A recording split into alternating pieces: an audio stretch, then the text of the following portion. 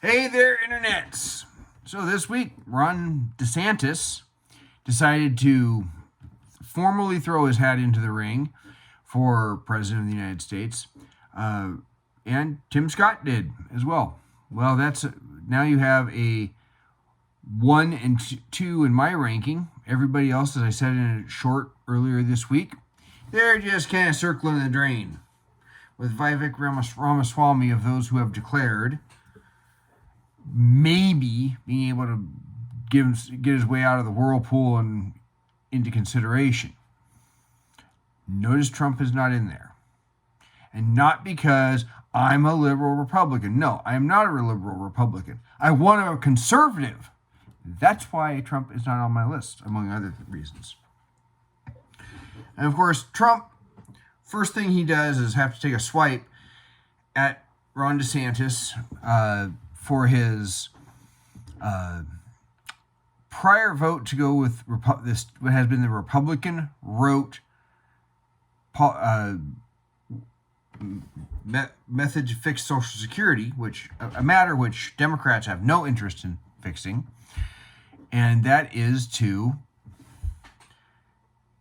raise retirement age. No changes for within 10 years of retirement.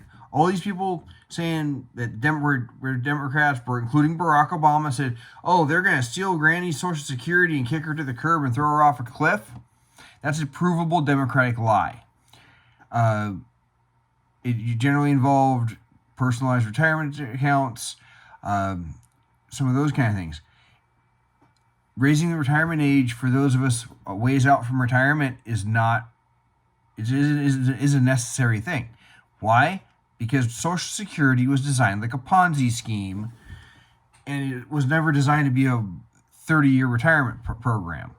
It was designed to have a huge number of workers supporting a few retirees for the last 4 or 5 years of their life, because when it was created, you only expected to live 5 or 6 years after retirement age, which at the time was 62. And of course, everyone's going off about the very bad launch on Twitter.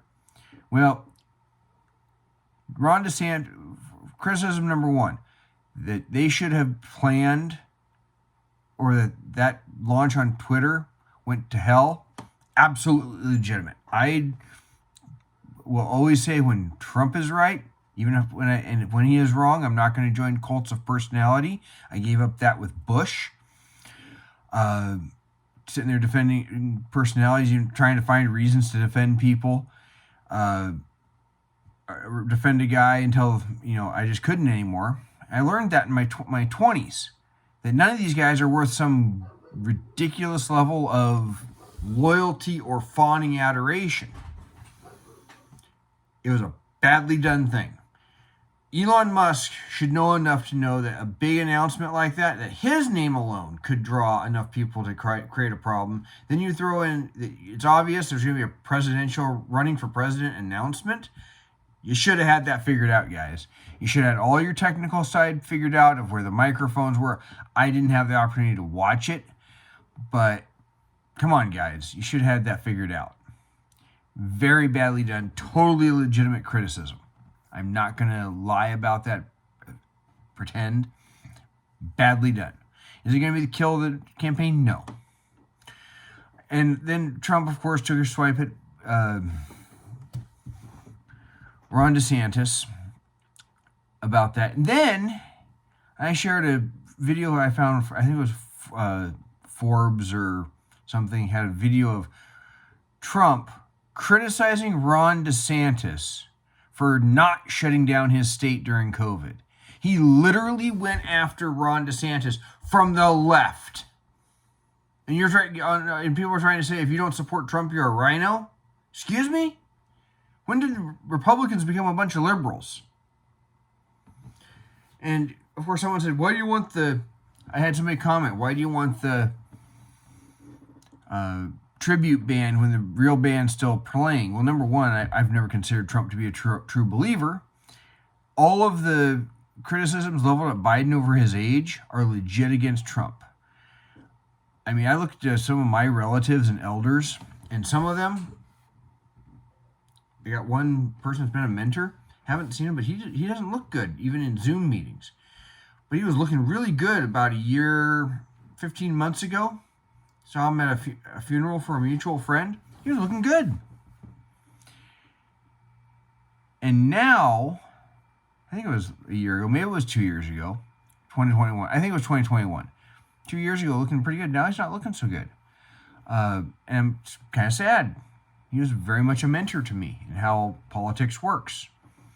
I look at how my dad was. He portrayed everything as he was doing okay. Apparently he wasn't feeling so good, but once he got told he had cancer, it was 6 months and gone. And so when you're at that age, you get into your late 70s and your 80s, you might just be going really, really strong, and then all at once, gone. So every criticism toward Biden is legitimate against Trump with regards to age. 4 years can make a lot of difference, and it can, at the same time, when you're in your 70s, suddenly you can be gone. And it's sad. You could even just go into a really long decline. Some people say strong right up till the very end. You just don't know. And he's been, of course, all Trump ever does, and instead of giving policy, I don't do speeches. This is why Ron DeSantis' announcement doesn't do anything for me. Trump's announcement didn't do anything for me. But Trump just throws insults. Well, you know what I think are your insults? Give me policies. I don't care about your insults. That just tells me you don't have anything to say that's productive. And so this is my point when it came to the Social Security thing in a short I did earlier this week. I said, what's your plan, Mr. Trump, if you're going to go after Ron DeSantis for what he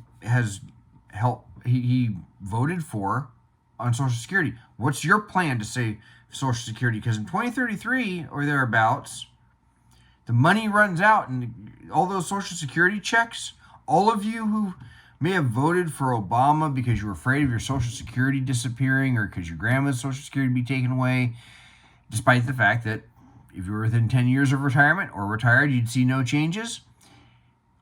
All those Social Security checks get cut to three quarters of what they are under current law. What's your plan? His nickname for Ron DeSantis is Ron DeSanctimonious. Well, here's how dictionary.com defines sanctimonious: making a hypocritical show of religious devotion, piety, righteousness, etc. You mean like standing in front of a church holding a Bible? When you're a serial adulterer and you own strip clubs?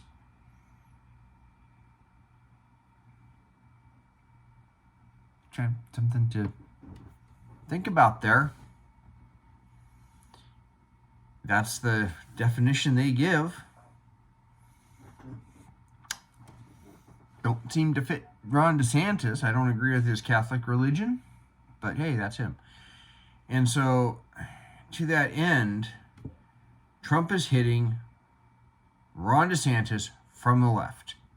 If this is just going to turn into, we're going to keep going further to the left, because I was listening to Tim Pool the other night, and somebody said they had a recording of, I didn't get a chance to hear it, of that Ron DeSantis was going to turn moderate in about a year, or for the primary. And it's like, if they both go to the left, I'll have no problem going to the right to finding somebody else.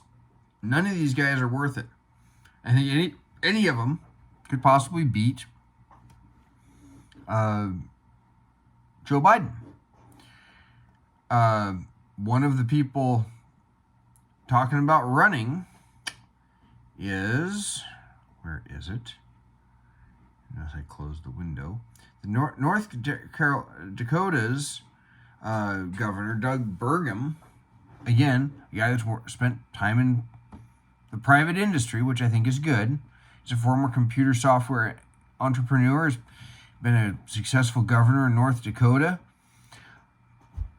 I mean, granted, you throw enough people in there, you're just going to carve up the non-Trump vote too much. But right now is not a time to just say, oh, well, Trump's going to win, we're just going to throw it off. No. Now is the time to vote your principles. Now is the time for us to let's see how it all shakes out, see who's still in.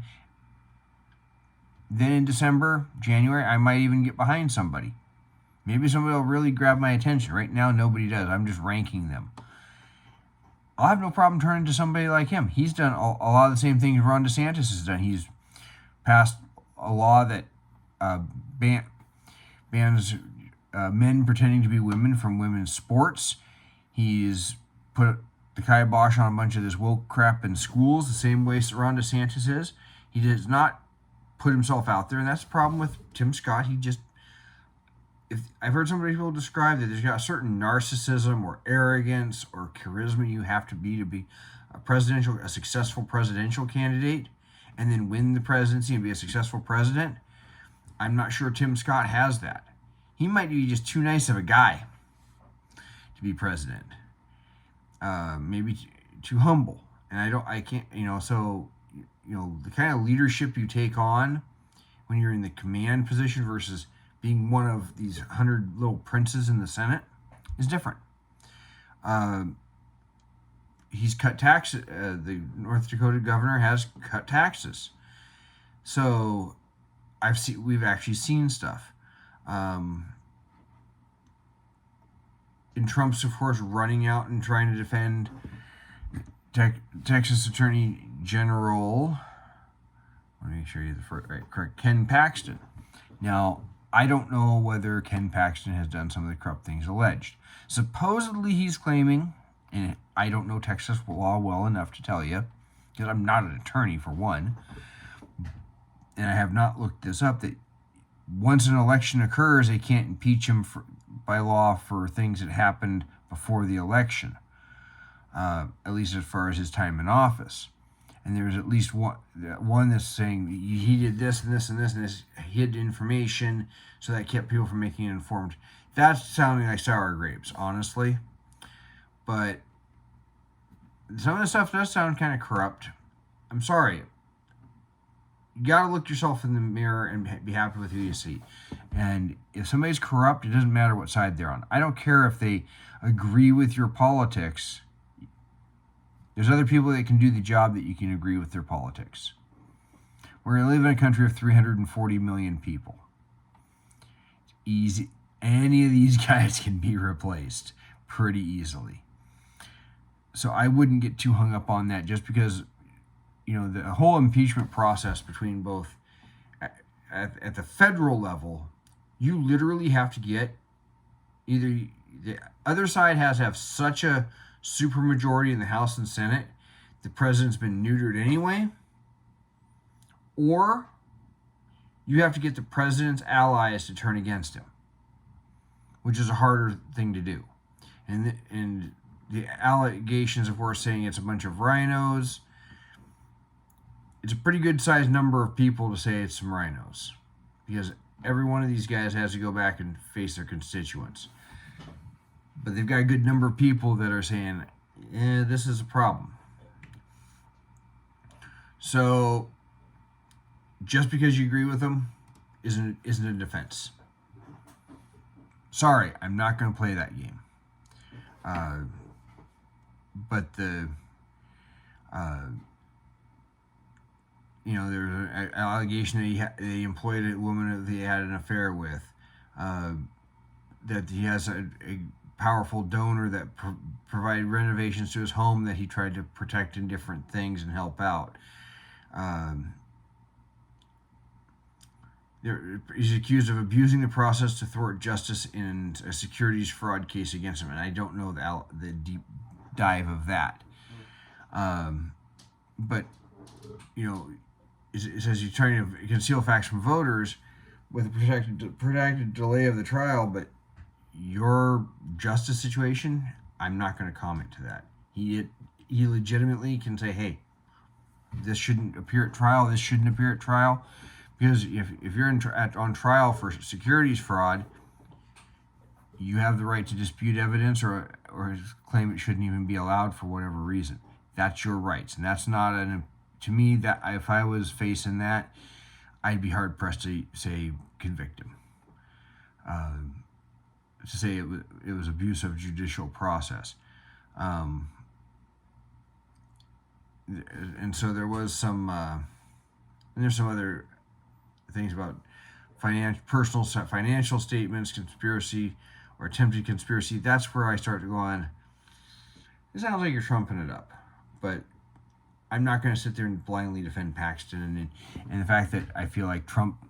Honestly, I think a lot of people are just going to blindly defend Paxton, whether they should or not. So ultimately, Trump's getting nowhere with the insult thing. He didn't get anywhere with me in 2016. And honestly, that kind of an insult pushed me toward Ted Cruz. It didn't make me want to go over to Trump and maybe go buckle down more for Ted Cruz because I wanted the true believer. And I still want the true believer. So if that means I switch to Governor, can't remember, Governor Burgum, if he runs, I don't care if he's an also-ran. I have no problem backing him if that's going to be the conservative guy. These guys need to earn our votes. Trump shouldn't automatically just walk in and get it because he was a president defeated for re-election, whether you think it was legitimate or not. He needs to earn my vote. Every 4 years, I make these guys earn my votes. If Ted Cruz was running, just because I supported him before doesn't mean I'm supporting him now.